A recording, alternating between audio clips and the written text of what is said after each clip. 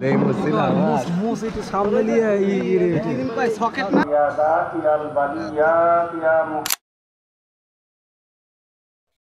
মুবারক সবাইকে 2025 ঈদুল আজহার শুভেচ্ছা।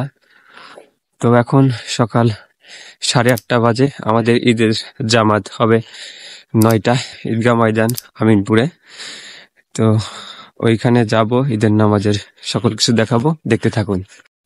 এটি হলো আমাদের আমিনপুরের কেন্দ্রীয় ঈদগাহ ময়দান, যেখানে একত্রে 5 থেকে 6 হাজার মুসল্লি একসঙ্গে ঈদের জামাত আদায় করে থাকেন।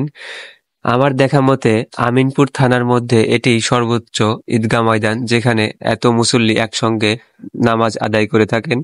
আমরা ছোটবেলা থেকেই এই ঈদগাহ ময়দানে জামাত আদায় করে আসছি।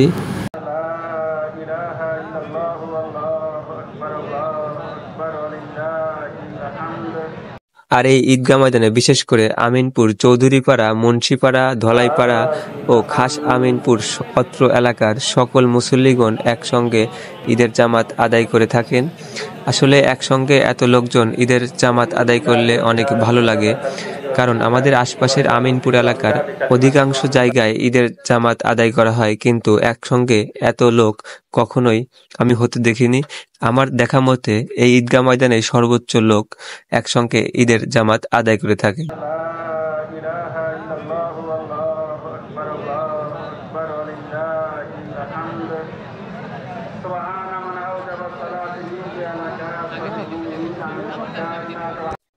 আমাদের আমিনপুর কেন্দ্রীয় ঈদগাহ ময়দানের ঈদের নামাজ প্রতি বছর আদায় করে থাকেন খাস আমিনপুর খানকা শরীফের পেশ ইমাম মৌলানা গোলাম হাসান কাদেরী সাহেব। তিনি প্রতি বছর এই ঈদের জামাত আদায় করান। আমরা তার পিছনেই প্রতি বছর ঈদের জামাত আদায় করে থাকি।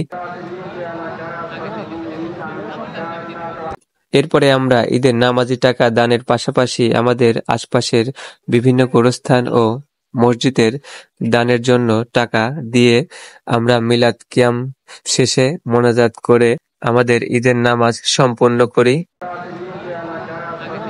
এরপরে আমরা ঈদের মাঠে বুকে বুক লাগিয়ে কোলাকুলি শেষ করি ভাই ব্রাদার মিলে সবাই। আর আমাদের ভাই ব্রাদার ভাতিজা সবাই, যেহেতু আগে আমরা ছোট ছিলাম সবাই বাড়িতেই থাকতো, আর এখন সবাই যার যার কর্মস্থলে বাড়ির বাইরে থাকা হয়। প্রতি বছর 2 ঈদেই তাদের সাথে দেখা হয়। এই ঈদের সময়ই তারা বাড়িতে আসেন, সেজন্য আমরা সবাই সবার সাথে বুকে বুক মিলিয়ে কোলাকুলি করতেছিলাম। এরপরে ঈদ মাঠে আকাশ ও মিঠন ভাইয়ের সাথে আমাদের দেখা হয়ে যায়। তারপরে আমরা বাড়ির উদ্দেশ্যে বের হয়ে যাই ঈদ মাঠ থেকে। আর দেখতেই পাচ্ছেন আমাদের ঈদ মাঠে এত পরিমাণ লোক হয় যে বের হওয়ার রাস্তা পুরা ব্লক হয়ে গেছে, মানে অনেক প্রচুর। আমিনপুর থানা এলাকার মধ্যে আমার দেখা মতে এটাই সর্বোচ্চ বড় ঈদগাহ ময়দান, যেখানে একসঙ্গে 5 থেকে 6 হাজার মুসল্লি ঈদের জামাত আদায় করে থাকেন।